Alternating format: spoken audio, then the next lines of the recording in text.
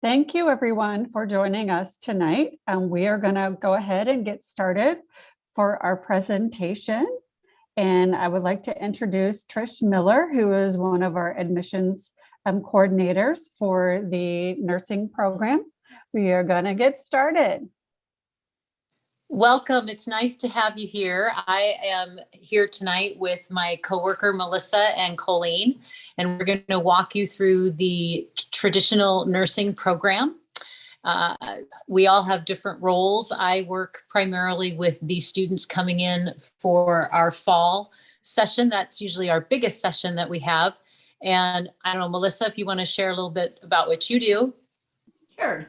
So Trish and I both work with nursing students. She does fall and I mostly do January, but we both have been here a long time and can help you. So if you get one of us, but you're supposed to be with the other one, it's no big deal. Our offices are really close and we just kind of holler back and forth to each other. I also do the admissions for the occupational therapy program as well. Do you want me to introduce myself too? Sure, go ahead, Colleen. Okay, I'm Colleen Woodward. I am the program director of the undergraduate nursing program. So that is our traditional, our accelerated, our RN to BSN, and our LPN to BSN. So let's go over a little bit as to what's going to happen tonight. Our agenda will tell you a little bit about the college, the application process. We'll touch a little bit on financial aid and scholarships, how you can get connected and thrive at the college. This presentation is being recorded, but feel free to submit questions. You can use the chat and just interject. We'll address questions as we go, as well as at the very end. And all of you are in listen mode. We are also recording this and we'll be sending it out to students that maybe couldn't make it here tonight. There are a couple of polls we'd like to start out with just to get an idea of who is in front of us that we might be able to address a little bit more specifically. If you could take a second and answer this question: when are you potentially looking at Nebraska Methodist College? Is it coming up this fall? Are you thinking more in the spring or maybe even next year, fall of 2023? If you could answer that quick, that would be great.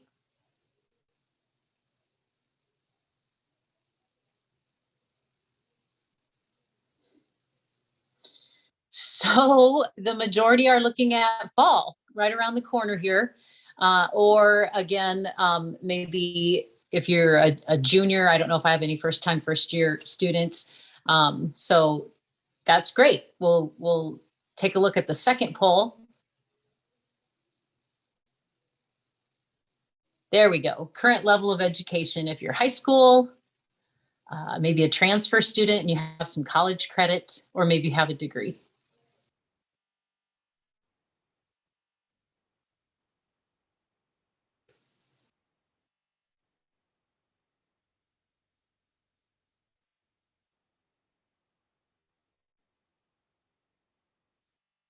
We do have some high school students, as well as the majority are transfer students, which interestingly enough, that's exactly how the college is broken down. The majority of our students are transfer students, and about 30% of our students come to us straight out of high school. I think there's one more.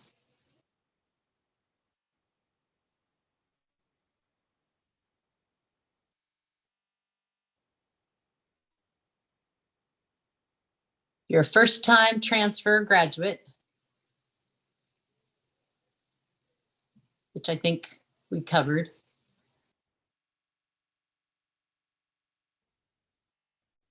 How did you hear about Nebraska Methodist College? There we go.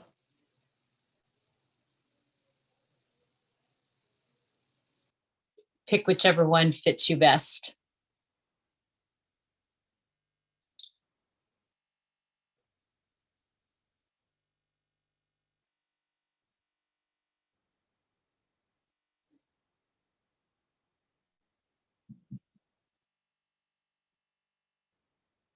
Through a friend or family member, and our website.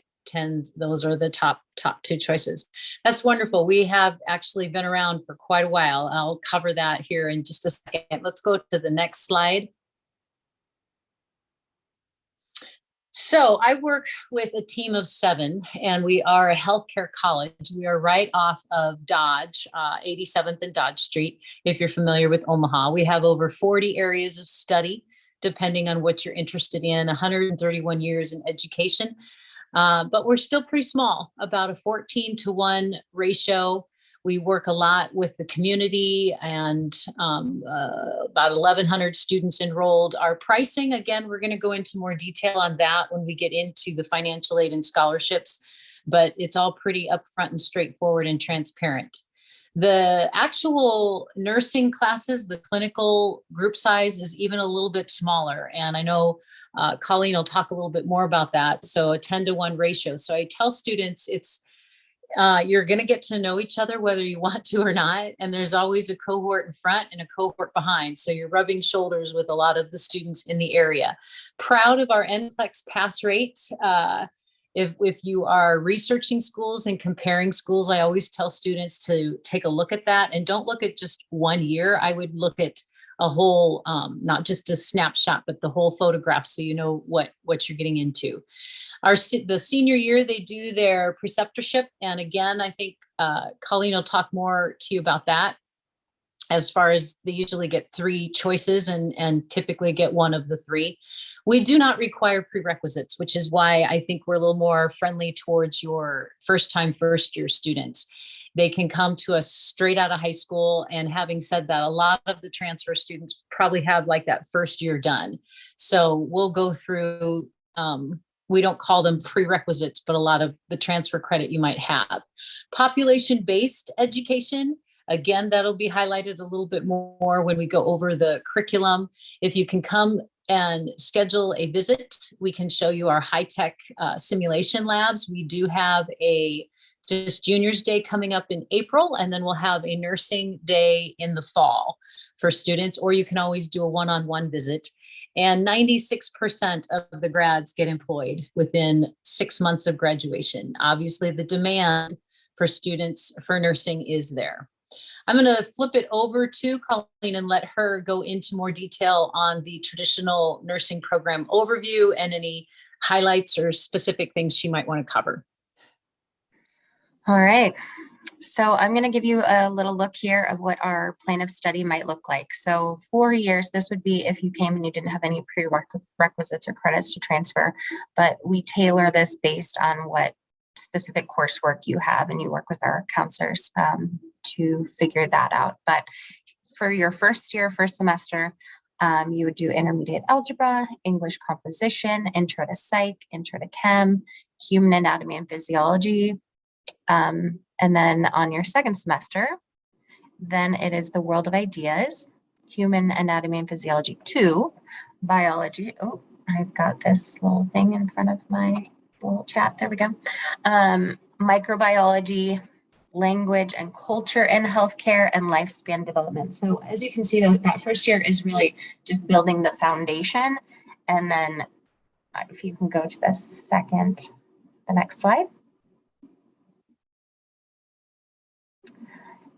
Then we start to get into Pathophys. So Pathophys is looking at how all of that anatomy and physiology creates the disease processes. So it's a really hefty, good science course that you need for nursing. Then sociology, intro to pharmacology. So pharmacology are the medications. And then principles of nutrition, our ethics course. And then your second semester, you've got World of Ideas, which is a humanities elective. So you have options there. And then you start what we consider our core nursing classes. So health assessment is the first time you learn how to do a head-to-toe assessment on someone. And assessment is one of the key foundations of nursing. So this is how you would be looking head to toe. You're going to assess eyeballs, you're going to assess nose, ears, mouth, throat, right? And just going down. And then we talk about what that means and why we're assessing it and what is normal versus what is abnormal. 105 is professionalism in nursing. And then 102, so that becomes our first population, we call them our pop health classes. So that's our population-based health 1. And the way that we have our nursing classes set up is that first pop health is really about looking at what keeping is normal healthcare. So all of the healthcare that you access without having a chronic disease or any of that, keeping people healthy and out in the world. So it's a lot of community sites, it's clinic visits, it's all of that prevention that we do so that people don't have to end up with disease. And then of course that is our clinical course as well. So that is when you start clinicals, is with that Pop Health 1.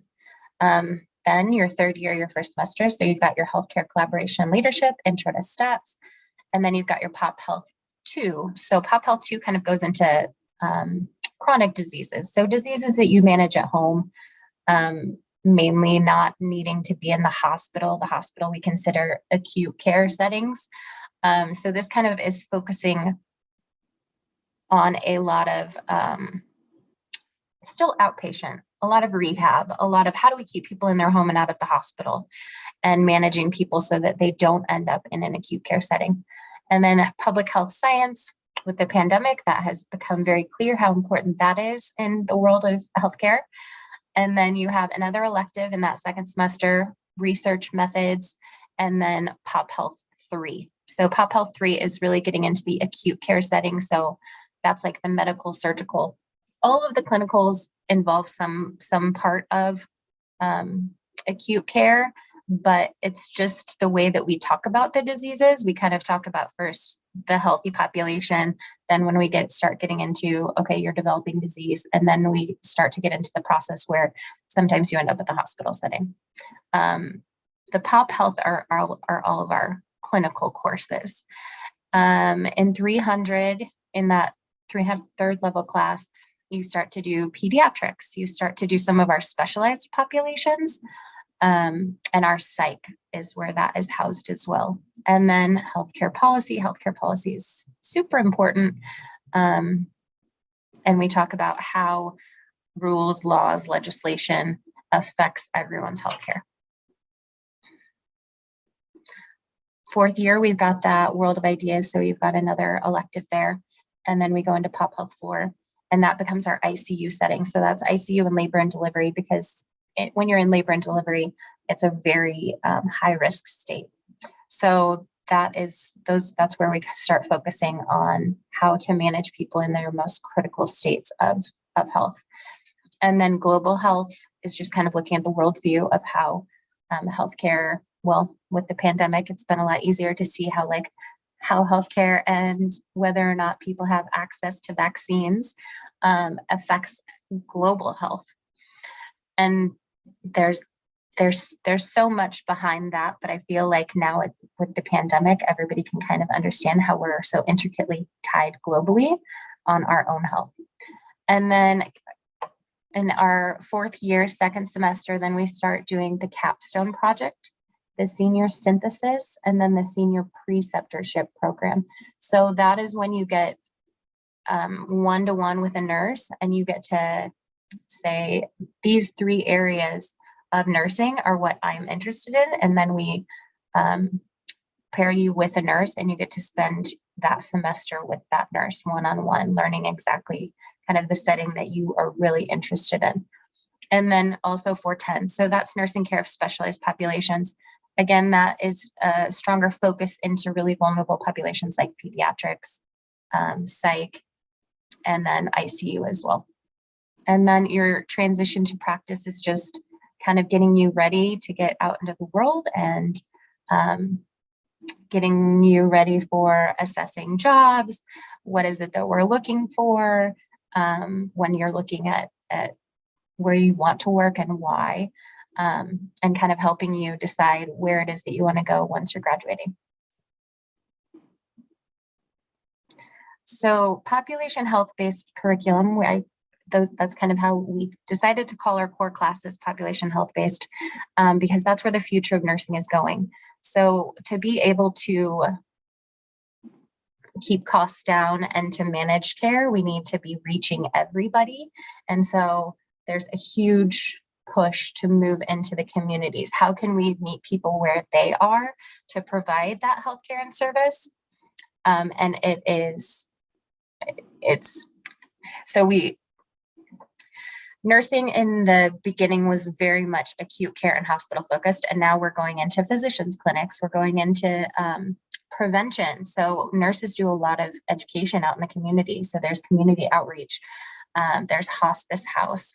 So when we're getting to that end of life and grief, and then pediatrics, of course, is a very vulnerable population that we try to really hone in on. So the role of nurses in improving the health of individuals has become such a critical role, and population health looks at the social determinants of health, which means if you do not have health insurance, that's going to determine how you access healthcare and whether or not you do. And looking at all of the ways that people either are set up to be healthy and successful in managing their health, or let's assess those barriers. Let's figure out how it is that we can keep people healthy and in their homes and not in a hospital setting. So it looks at healthcare and nursing in a very enmeshed way. We're really involved in the communities rather than just treating people in a hospital setting. Next slide. Where do we do clinical? That is a really common question.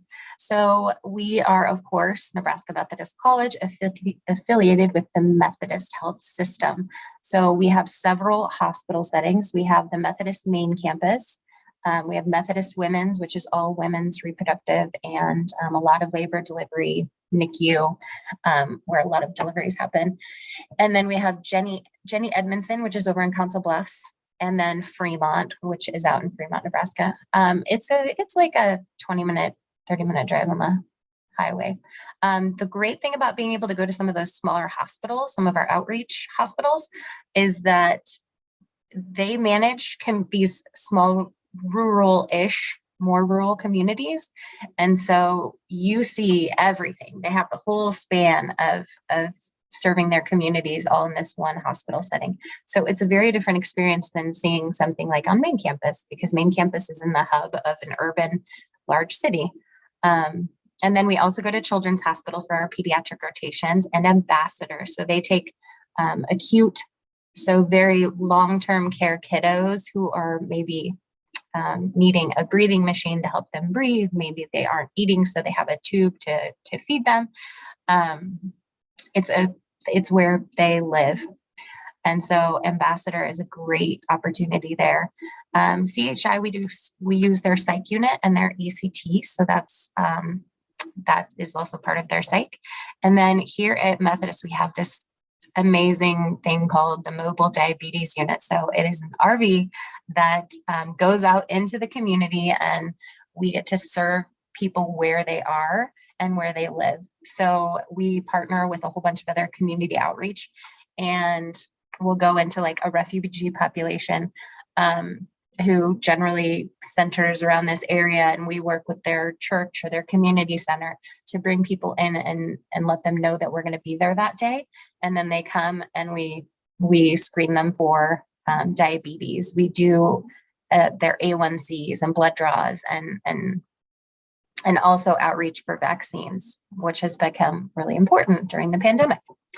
Some of our community sites are homeless shelters, outreach programs for vulnerable populations, and doing a lot of education there. Home health, again, meeting people where they are and going into their home if they are not able to leave their home. They still need to have healthcare. Long-term care settings, wellness checks, mental health, cardiac, ICU, IMC is intermediate care, pediatrics, OB, prevention, outreach, health education. So clinical for traditional students is generally 1 or 2 days a week, depending on whether you're in that pop health 1, 2, 3, or 4, and they are generally 8 hours. So it's generally from 7 to 3. So there's a lot of nursing schools out there. Why do people generally come to NMC? The thing that sets us apart is our heart set, mindset, skill set. So we are absolutely going to get you to the skills that you need to be a competent, successful nurse. But we also do that with building up that leadership skills, caring, holistic view of the world and people, creating that mindset and heart set behind it is really important to us. And we're a smaller college, so it's personal, it's individualized. And if you have talked to, it starts with our admissions. So when you talk to the admissions counselors, they have a heart set mindset that you will notice that there is a difference here at NMC, and it starts there, and you're going to see it through the entire program. We are all here to serve the students and to make this an excellent experience and make it a one-on-one individualized experience. So Trish had already let you know, but 96% of our BSN graduates are employed within 6 months of graduation. Our graduates are highly coveted and generally have several offers to decide from. Because you're in those awesome clinical sites, you get a lot of experience being with those service leaders, and they will offer jobs and get to know you during those times. So a lot of opportunity there. And then the NCLEX pass rate is incredibly important. As you're looking at schools, they can be very different. We are very proud, and we have very high NCLEX pass rates. And that is something that is important when you're looking at a school. So we definitely prepare our nurses with the skill set that they need to be successful. Other options on campus. So you can be an ambassador. That is talking to prospective students and promoting NMC, developing leadership skills, communication skills. It's just another avenue of building up skill. We have our honor societies. We have Ignite if you're looking for a religious component with your school, you can always get into that. Or if you're into the social justice, we have a social justice and inclusion council for both faculty and for students. All right, I will kick it back over to, I believe, Melissa. That was a lot of information, Colleen. Thank you so much for sharing that. As an admissions person, I deal with the students coming in, but I have worked for NMC for 15 years because I am always confident that what I'm encouraging students to do and to learn about and to come to our school, that we really do what we say we're going to do.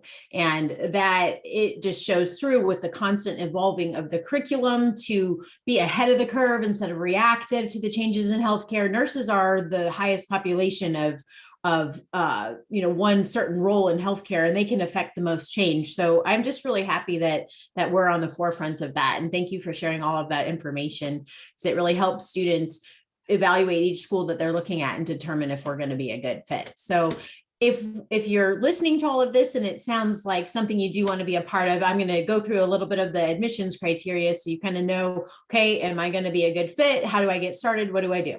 So Trish and I try to make the admissions process as simple as it can be. We don't create unnecessary barriers. So what the admissions committee is looking for is a minimum GPA. That's an overall GPA from high school or from college. Once you've gone to college, we're going to use your college GPA. A 3.0 has a much better chance of being admitted.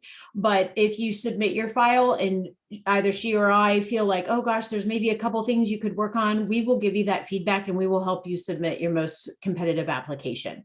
The admissions committee will evaluate. We'll need an official high school transcript and or official college transcript. So sometimes if you go to UNO, but you took a couple classes at Metro over the summer, you will need to gather both, and they do need to be official, but you'll just send them to us directly.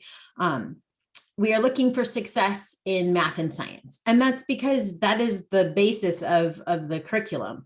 You are learning about the human body, all the things that can go wrong or right with it, how to improve the health of population. So those subjects are very important. The fulfillment of the technical standards, you'll fill out a questionnaire, and it's basically you acknowledging and accepting the expectations. There are some physical expectations. There's definitely time commitment expectations. Things like I can safely lift 50 pounds because you might need to transfer a patient, or you might need to move a heavy tray, or just things like that. And you'll see that in the technical standards when you go through. We no longer require the ACT. We did away with that in 2020. And luckily for a lot of us, because it just isn't the best predictor of success, we've done away with that moving forward. So if you want to apply, the application has no fee. It is on our website. It's easily accessible. You do have to create like a login username thing to go into the portal, but then it will just walk you through step by step. There is a written statement that is required. There are prompts. So you'll click on that and there will be 5 questions. You answer those questions like you would a paper for school in paragraph form, check it for typos, check it for grammatical errors, maybe have somebody read it over. Try not to be super casual in your language, like no text language or abbreviations or whatever. It's just a way for you to put a bit of yourself in your file instead of just your grades or just your numbers. It's a way for the admissions committee to get to know you and why you are looking into nursing for a career. So you don't have to agonize over it. Usually we see about 2 pages total, but put some thought into it because it is important. We will need an official high school transcript. Even if you are in college, we still collect that, and then official college transcripts from all institutions. And then this career awareness questionnaire goes along with those technical standards that I talked about before. And all of these will have little links. So application timeline, as we talked about before, we have a fall start and a spring start, and we kind of have a rolling admissions with that, where we have multiple deadlines throughout the year. We accept applications throughout the year. And I know Trish and I do our best to get them through the process and get a decision to the student as soon as possible so that you know what your next plan is, what your next step is. Our classes for fall start August 15th. So any courses that maybe you're taking, if you're a transfer student taking some at Metro or or whatever, as long as they're done before that, that's okay. We can evaluate them to transfer them into the program. Looks like there is a deadline coming up for August, April 4th. Trish is a very reasonable, kind human being. So if you've got half your stuff in by April 4th, but not everything, she's not like cutthroat, like, oh, as long as you communicate with her and let her know that your items are coming, then usually we can be flexible and work with that. Deposited students. So once, hopefully, if you're accepted, you will be required to submit an enrollment deposit. And it's just letting us know that, yes, you're accepting the position and you plan to start school. Once you do that, then you can start registering for Care Day, which is like our version of registration day, and you handle a whole bunch of stuff. But that will be a step that happens after you get accepted.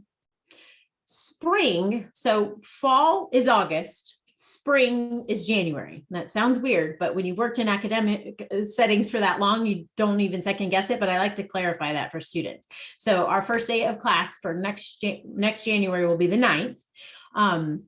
So you could easily do a semester at a school and then transfer half year. That happens all the time.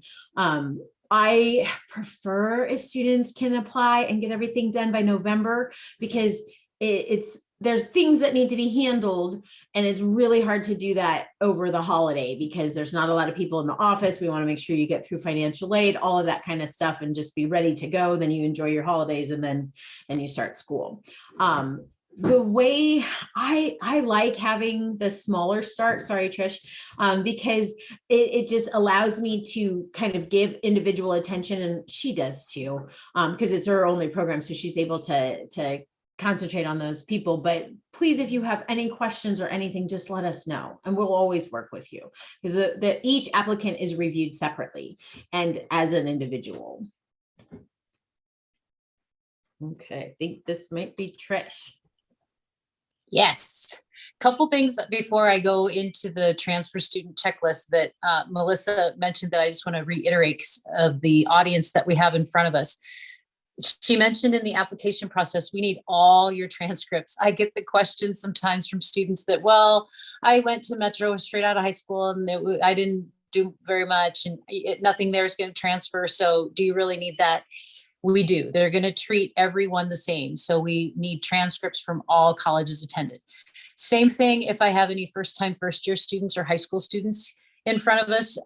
If you took AP credit or dual credit, classes that eventually will count towards college credit, those would transfer in. We don't need that transcript from that college. The main thing we're going to look at is your high school GPA, but eventually once you graduate from high school, you're going to need to send wherever you took those AP classes and such you're going to need to send that eventually so that you can get credit for that. And as she mentioned, our fall group is our biggest group, and there is that deadline coming up on Monday, but that is a rolling deadline. So I don't wait for a specific day to get files moving forward. I go in and check continually to see who has all of their stuff in. So we're going to continue to take students for this fall session coming up until seats get full. So if it's not too late, if you're, in front of us and this looks like something that you want to do, go ahead and get an application filled out. And as Melissa mentioned, one thing I want to point out, because my daughter's going through this, when you fill out applications, you don't have to put everything in there and then hit submit. You can add these other things as you go. So the main thing is get your application filled out, submit it, get it in front of us, and then add those other things. And we'll get it rolling as we need to. So transfer student checklist. Like I said, make sure we have your official transcript. We would need it from the accredited institution. If it's a C- or better, it'll come in. And then we use what's called transfer guide. It's on our website. It's actually very friendly to figure out. And if it's not listed in the transfer guide, then you can go into Transferology and create an account. I will tell you this, the transfer guide is a little easier to navigate through than Transferology. So I would start there, and then worst case scenario, send us unofficial transcripts and we can tell you pretty close what we think will be transferring in, and send those, like I said, to admissions@methodistcollege.edu. Next slide. What makes you stand out? Well, as Melissa already mentioned, that 3.0 or 2.5, although the GPA is a big thing, but there's some little things that you can also pay attention to. Written statements. I used to be an English teacher. So one of my pet peeves is, please let somebody read your written statement. It's like interviewing on paper. Make sure your name's on it. Make sure grammatically it sounds okay. Just take a little bit of time. That's usually the last thing of all of the requirements that we get, because it is going to take you a little bit longer to get through it. And that's okay. Communicate professionally with your admissions coordinators. Okay. I emphasize professionally, because if you leave me a message, this is Lisa, please call me back. I need a little more than that. So if you're leaving a voice message, first name, last name, repeat the phone number, that would be great. Same thing we do a lot, I know, texting now and even with email, but be careful, like with abbreviations and stuff. Make sure you spell out so we know what you're looking for. I'm not the youngest person around, so that's why it helps if you can be a little bit more specific as to what you're looking for. Familiarize yourself with the admissions requirements, turn your materials in on time, be actively involved. I would much rather have you reach out to me 3 or 4 times to make sure we got this and this and this and this, instead of nothing at all. And I think I mentioned this before. I have 2 daughters, and they're going through this process, and I know they don't like, no one talks on the phone anymore. So everything is texting and emailing, and that's okay. But it's okay to check up. It's okay to make sure, did you get this? I need help with that, whatever. That's what we're here for. We are on your side. We want you to get accepted. We want you to come to the school. So we're going to try and do everything we can to make that path as smooth as possible. And then again, math and science coursework, particularly my first year students, the more math and science you can get under your belt, it's just going to give you a strong foundation. And it's back to Melissa. Okay. So we like to be very upfront about our costs. As a small private school, we know it's an investment. We do our best to help students access the resources that are available for them to pay for school. So our tuition for 2022 is $589 per credit hour. I just had to do the math on my phone. I must admit, I don't do math that quickly. Most classes are 3 or 4 credit hours. So if you have the opportunity in high school to take an intro to psych class, and it's at a reduced rate that is college credit because it's dual enrollment and maybe you have to pay a nominal fee or whatever, do it. Because then you don't take it or pay for it with us. And 589 times 3 is something that you wouldn't pay. So that's a good motivation when you're thinking, oh, I don't know, I'm a senior, I don't know if I want to take hard classes. It's worth it. And if you ever have the opportunity to take courses or you're taking transfer credits and you want to check with us to see if they'll count, absolutely. Like Trish said, we'd rather you check in with us a bunch of times and us to help you make the right choices instead of you assume and then it's not, and I don't want you to waste your money or your time. So average cost for books are expensive. They just are. And so that we're estimating about $1,300 per year. Estimated tuition for the year is almost $17,000. That's an investment. So we want you to fill out a FAFSA. I think that's probably on the next slide. But we talk about the different fees that we have. That is something when you're assessing other colleges to definitely look at what their fee structure is, just to make sure there's not like things that are going to add up on your bill and you say, oh my gosh, I didn't understand that. We list all of our fees up front so that you know. And there are fees for like, you have to do a background check. You have to do a drug screening. You are going to be in facilities where you have a real role in keeping human beings alive. So it is a very big deal. And so they treat you like you would be an employee and they make sure that you are capable of doing that. So that's what those kind of things are for. And then your testing fees, we have you kind of do a check-in point for the board exam several times throughout the time that you're here. And there are fees for those tests, but they're incredibly helpful. And I really do attribute our high pass rates on the board exam to that kind of preparation. Okay, so a FAFSA is a free application for federal student aid. It is what you would fill out wherever you're going to go to college. It is the federal form. It screens you for both grants and student loans.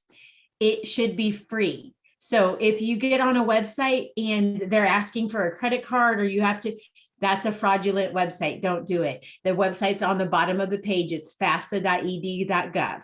I just say that because someone very awful bought the fafsa.com domain and was charging people $50 to do something that should have been free. And they might have been shut down by now, but I just like to point that out. When you fill out the FAFSA, you will be able to assign your information to up to 6 schools. So if you're considering other schools, we get it. That's normal. This is a big commitment. It's a big purchase. You let them, the FAFSA people, know that they can send the information to NMC by using that code. There should be like a drop-down menu or something that you can search. But unless you do that, our financial aid people can't gain access to your information. And so they can't tell you anything really specifically unless you take that step. What's great about being in a smaller school is that each program has a designated financial aid officer. And it's just really nice to have one person that kind of knows your story. You can ask them all of the questions that you need to, and then they're with you the entire time that you're in school. Bigger schools, universities, they just don't have that freedom to be able to do that for students. So you're standing in line and you're just queued up and you just kind of go in like the DMV. And that's definitely not what the experience is like at NMC. We like to refer people to Education Quest. They're a nonprofit organization and their offices are in Rockbrook. It's like 105th and Center, but we love them because they can help you with the things that we can't. You can't come to my office and sit down and I can't help you fill out a FAFSA, but they can, and they'll do it for free. And they'll tell you what all you need to gather and what all you need to do. And they also have some scholarship databases, which are wonderful. So that would be a good resource that I would suggest. I think we're back to Trish. Correct. So scholarships that we have internally, there's what's called an upfront merit scholarship, and that's based on your cumulative GPA at the time that you are getting accepted. There's no application required. Yes, you need to, Melissa mentioned the FAFSA, have that submitted by June 1st.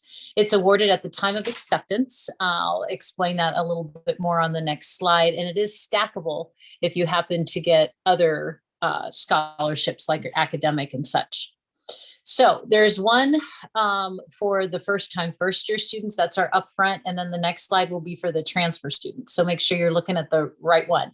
What does this mean? This is your GPA at the time that your file is getting reviewed. So let's say right now your GPA is a 3.62 and you've turned everything in. So you're going to fall, because it's in 3 tiers, you're going to fall in that middle tier because we can't round up or down or anything. And you would get $3,500, and that would be awarded every year that you are in the program. However, let's say you have a great senior year and you're taking super easy classes here at the end, and you know you're going to get all A's. And so your GPA will go up at the time that you've already been accepted. And now later it's gone up. It's the student's responsibility to reach out to us because of the volume of students. I can't go back in to every single one of these to re-award. But if you reach back out, hey, Trish, I think my GPA went up. I know I was real close to that next tier. By all means, we will go in and check that out. And if we can give you more money, we would love to do that. We will never go backwards, FYI. So if you look at the next slide, transfer students, you can use this to your advantage. Also, maybe your GPA right now is at a 3.61, and you're taking some really tough classes and you're worried that it's going to go down. So you might want to go ahead and get your transcript sent and get everything in now and go off of that GPA that you're currently going to have. So one last thing about these upfront merit scholarships, because I get this question once in a while, it's upfront. It's what you're bringing up to the table. So it cuts off when you begin classes at Methodist. I've had students that they get started at Methodist and they do really great. And then they come back and they're like, Trish, can you re-award? It's what you're bringing up to the table, cuts off then, but you will get that amount then every year that you're here. Next slide. Additional scholarships, I call these bonus scholarships because these are awarded one time and they're either going to fit you or not. They're pretty cut and dry as to what's what. If a parent or sibling attended, there's a legacy grant of $2,000. If you are an active Methodist church member, there's a $1,000. If you're part of Phi Theta Kappa, that's $1,000, or HOSA. Some of the high schools have HOSA, and that's a $1,000. I would also check into MHS employees are encouraged to research tuition assistance opportunities. If you work in some places, depending on where you're at, if you're there for a period of time, we'll do tuition reimbursement. So that's an idea. And then we do have the Nebraska Career Scholarship, and all of these are listed on our website. So if you want to apply specifically for them, this one, you do have to fill out an application. And so if you're looking at our next fall session, that's going to be open because it's due by February 1st of 2023.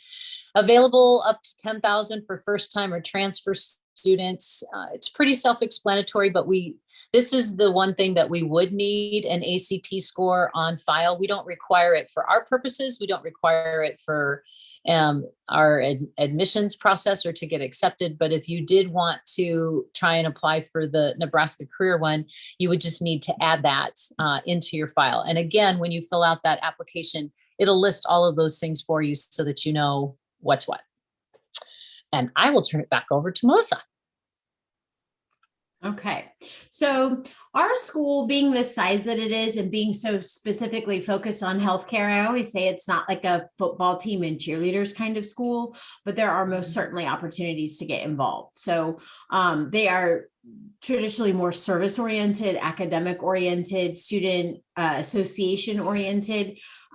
We have pretty focused gifted students because what roles that they've chosen to attend, especially nursing, they're serious. So I just like to point out the different things that you can do to make friends and actually have some fun outside of class, because you'll be working hard for sure. And everybody needs to build in a little downtime. There's student government. There is like the housing has a housing association, and they'll have meetings and like do a potluck dinner and stuff like that. There is a study abroad trip. I'm sorry, I don't know where they're going this year, but it's been places like Peru and Italy and, Croatia, like all kinds of cool places. So that's something to look into. There's a lot of service projects that you can do. Colleen had mentioned ambassadors, and that's a good group. They help the admissions team a lot with tours and just helping students kind of acclimate to a new environment. But there's a lot of stuff that you can get involved in. Okay, so we do have housing. We own the apartment complex that is just west of our campus. So the commute is awesome. It's maybe 37 steps. They're 1 and 2 bedroom units, and they are furnished. So that is awesome. If you want to look into that, definitely look into that early, because we're already full for fall. And I know a lot of students were kind of not thinking that that would happen, and now they're having to scramble and look for other arrangements. So look into that early. Our campus does have a lot of study and lounge spaces. It didn't always. When they first made the campus about, well, it would have been like 16 years ago, I think, there wasn't a lot of gathering space. And as the students were expressing, this is what we need. We have small groups. We want to get together. We want to do studying. They keep like morphing the campus and creating more of those spaces. So if you come for a tour, you'll see there's a student engagement center that has all kinds of booths and nooks. And then the main area in the Clark Center has all kinds of places for students to gather and grab a snack or a coffee. We have coffee shop and a cafe. There is a pool if you live at housing. You can see in the picture. Granted, I don't know if we're ever going to have summer the way that it just snowed on basically April, but it would be really great to be able to study poolside. There's a walking trail and a volleyball court. There's a community garden as well. And then they have been working on this wellness center, and I am really hoping that it'll be ready by August of 22 for our incoming classes, because it's going to be super awesome. It'll have some fitness equipment and just some mindfulness space and stuff like that. Yes, and I want to piggyback on that. Students do not have to, first year students, you don't have to stay in housing. About 10% of our students do, but it's just so practical right now, particularly when you compare it to what's going on with the market and finding an apartment and things like that. So I think that's part of the reason why we tend to fill up pretty quickly on that. And also students have a badge and they have access to all of those things that Melissa mentioned, whether you stay in housing or not. Things that will help students be successful, student support systems, lots of safety nets built in, lots of things to keep that NCLEX score. I tell students, if you have X amount of people coming in the front door and X amount of people going out the back door, and that NCLEX score is so high, something good is happening in the middle. And that's what this is. That's what these things are, whether it's academic advising, academic support services, nursing and healthcare professions in general. They are rigorous programs. And it's, again, when we talked about mindset, heart set, skill set, it's a holistic approach to keep yourself diligent in time managing, testing strategies, tutoring. Maybe you just need somebody to talk to. Maybe you just need anxiety and the mental side of things. That's a big thing too. And we have resources for that and people that we can hook you up in and lean into to get that support that you need. Supplemental instruction, supplemental tutoring is excellent resource for students, because typically it's when a student has taken the class and they've done well. And an instructor will ask them, many times it's the instructor, if they'd like to take the class again, and they get paid to do that. And they are a tutor in that class, either one-on-one or in a group. I relate it to a senior sort of mentoring a freshman. It's one thing to hear it from the instructor, but it's kind of nice when you have that person this is what she's talking about. This is what we're going through. This is what she needs. So that's available. I touched on the counseling services. Campus security, I'm usually there late a couple nights a week, and campus security is there 24/7. And they're wonderful about if you get locked out, if you need a jump, if you aren't comfortable walking back to your car, whatever it might be, they're there and you can get a hold of them just like that. Our Learning and Academic Resource Center, Campus Health Services is available on campus, and that's convenient. You can either call ahead of time and schedule a time to walk in there with simple things, whether it's medications or simple checkup type things. If you think you have a sinus infection or whatnot, they can help you with that. And sometimes you can just walk into and get that. And then our TRIO support support services for those students that things that might typically get overlooked. There's a strong demand for that, whether it's maybe the food pantry or, again, the resources that they might need in the situation that they're in. Biggest thing is to just ask, because we will put you in front of the right people. Commonly asked questions. So I think we're going to sort of banter back and forth on this and hand it off, because some of this we might answer and some of it Colleen might be able to answer for us. All right, we're going to get started with our first question. Will I be able to work and manage the program and be successful in the classroom? Colleen, what do you think? A lot of our students do work. Working full-time is probably not ideal for success, because it is a rigorous program. You have clinicals, you have your classroom, and then you have all of your studying that you have to do outside of that. So while people do end up working, generally it's on the weekends is the best. We're trying to pilot shorter clinical options as like a CNA within our health system. Hopefully that's going to be rolling out this coming year, so that we can help students find a job that's flexible and also will enhance their learning, because it is really nice to be on the floor as a CNA. You learn and see a lot that helps you through the nursing program. But a full-time job, probably not. One thing I'd add to that is students do not have to have their CNA in order to apply and get accepted into the program. There's some pros and cons to that. If you have an opportunity where you can get your CNA, and I know some of the schools, it's a very reasonable price, and you might want to jump in on that sooner rather than later. Absolutely, go ahead and do that. So if students do work, I would have to lean in the side that typically it's CNA work that they're doing on weekends.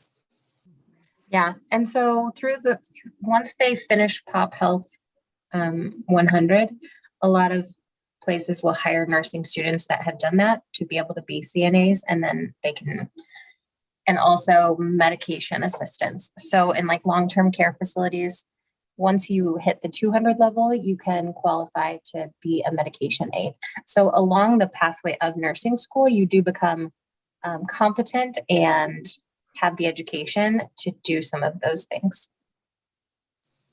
Perfect. Thank you. Mm-hmm. All right. How long will it take me to complete a program?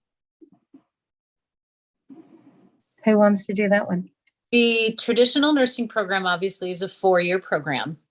And the one thing I'm going to stress here, and again, Melissa, you can chime in, is I get transfer students that are maybe groomed or familiar with more of like a 2-and-2 path, where they've gone to school for 2 years. And so they unfortunately automatically feel that there's a lot of schools that they can pop into and just do their last 2 years. I want to make it clear that Methodist is not set up that way. The shortest path for a student, regardless of what they have transferring in, would be 6 semesters. So that 3-year plan.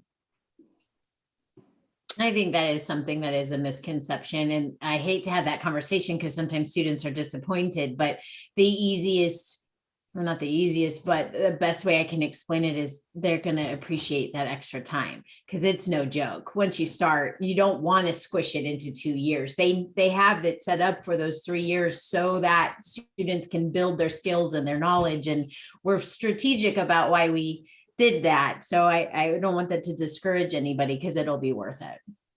And that is without summers. Yes. So if a student does decide they want to go over the summer and maybe knock out a class or 2, that's great. But chances are it's going to lighten their load more so than shorten the path.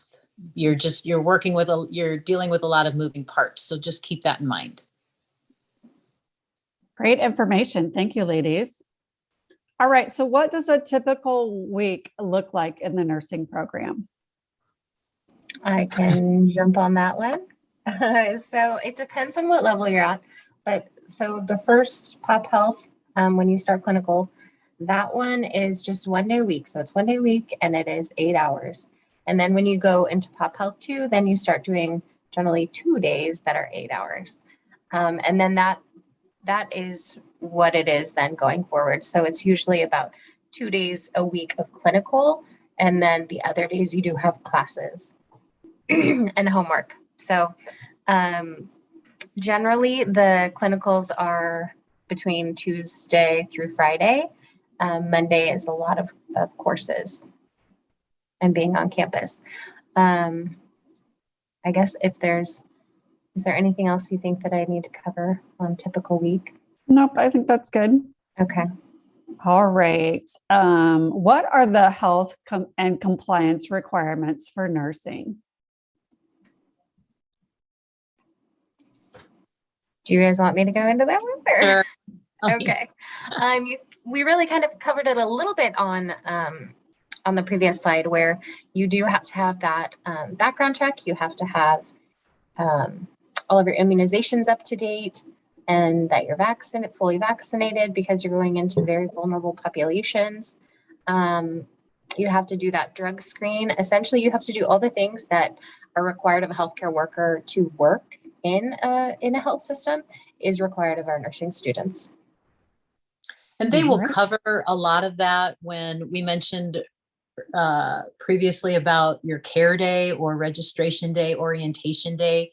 Once a student's been accepted and they're getting ready to enter into the program, they cover a lot of these things. So you will have time to get your ducks in a row to make sure all of this stuff is completed. Perfect. Thank you.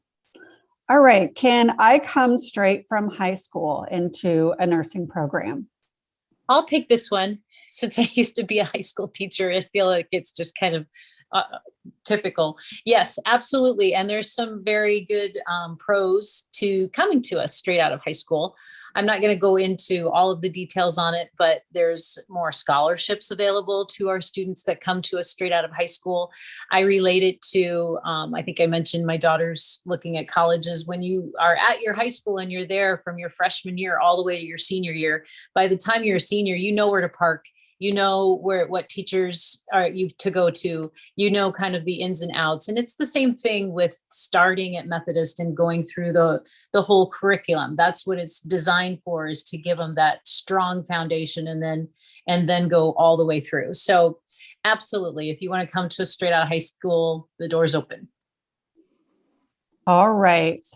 We do have a question submitted. Our last two questions on our slide, I think we did a good job going over that information. So we're just going to bypass those and go into your questions. So if any of you want to submit additional questions, now is the chance to either send them in the chat or the question and answer, and we will answer your questions. And our first question is regarding AP courses. Do you accept AP courses for math, language arts, or other non-nursing courses? The same for the CLEP exams as well. Would we accept them? I can take that one. So yes is the short answer. The particular class would have to have a home in the curriculum. So if you took accounting for college credit, it would not transfer because we do not require accounting within the curriculum. So same with the math. So it's an intermediate algebra required. If you took college algebra, fine. Yes, that would count. The AP, you have to get a 3 or better on the test. You do have to take the test. I know that's a thing where you take the class, but you just don't take the test. Well, then you can't take the transfer. CLEP, I have to be honest, I don't know what the score is that you need, but I could find out. I'm not sure either, but we do. I haven't seen it in so long. Yeah, most students will do the AP or the dual and credit. And the most common ones that I know I see, and Melissa, you can, psychology. Yep. Is a popular English one. College math, college English. We don't require, like I'll get biology. We don't require biology. So you don't need that. Medical terminology. Stats would be one. Yeah. Mm-hmm. And we actually, I know I prefer dual enrollment because your grade is your grade and it just counts instead of having to then do the extra test and then maybe you don't pass, and because I know they can be difficult. So I prefer if you have that option, dual enrollment seems to be the safer choice to ensure, because you just need a C or better to transfer it in. And there's 3 electives, or what we call 3 humanities. They're in 3 different buckets. One is human connection, one is art, and the other one's history. So if your high school offers a history class, that might be something to take, or an anthropology class, that might be something to take. I don't know. You can always ask us. We'll give you ideas. All right, great. Okay, we have another question. Are you required to take a certain amount of classes per semester, or is it up to you? I think that's a little complicated. I think It's set out. Yeah, I think the main thing to be careful of would be financial aid. If you're receiving financial aid, or if you're getting any kind of loans, or just be aware of that. I just can't dip below 6 credit hours. But I guess what I would worry about more is the progression. So Right. as Colleen went over, you take this class with this class, and then you move on, and you need those skills and competencies to move on. So if you try to spread it out too much, it's going to mess with that progression. Now, years ago, and Trish, you work with a bigger class, so maybe you have more experience, but they had a 5-year track worked out, so that people, instead of taking 15, 16, 17 credit hours a semester, which is a tough load for everybody, they had it worked out to do maybe 12 or 13, which is still full-time, still reasonable, still keeps you on track. Do you know, is that still an option, Colleen? We do have different reasons throughout the program that people slow down or do spread it out. But it has to be really thought out and considered before they do that. So I think the advantage is they do have the same advisor, just like the financial aid. They split by the alphabet. You'll have the same advisor for the entire time you're in school. And so they will help you be strategic and plan that out. And if you have a semester that's a doozy and you're like, I have to back it down, they can help you know what, you don't have to do that on your own. So I think that's a really good question, but know that there will be resources to guide you the best. Yeah. It is very individualized. Some courses definitely have to be taken together. They're co-requisites. And then other ones, if you want to drop down, you can, and you can stay in some. So the advisors, it's really going to be a case by case, depending on what class it is. But yes, it could be slower if you needed to.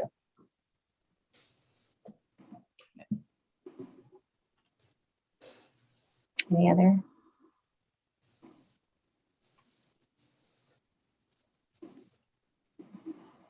So I think we are ready to wrap it up here. Next steps is obviously get in touch with me, get in touch with Melissa, fill out an application. Like I said, it's not too late if you still want to get in with this fall group. So if you're looking at spring, I know Melissa's taking those. And then as far as fall for 2023, we won't flip over heavily into those applications until we get done with the 2022s. So I understand that you might be anxious and trying to get things rolling, and good for you. But just be aware that we have to service those that are coming through now. And then, like I said, there will be a nursing visit day in the fall. I looked, and I don't think they have decided on a specific day for that yet. The Just Juniors Day, which is coming up in April, that would be a great thing to go to. I just got done doing campus visits, and I have a campus visit coming up with my daughter this weekend. The bonus to coming to the ones that are posted on the website is that we know that we have things lined up. We have the simulation labs lined up and ready to go. We have staff on board. We have financial aid on board. We have ambassadors there that you can talk to and get some feedback on.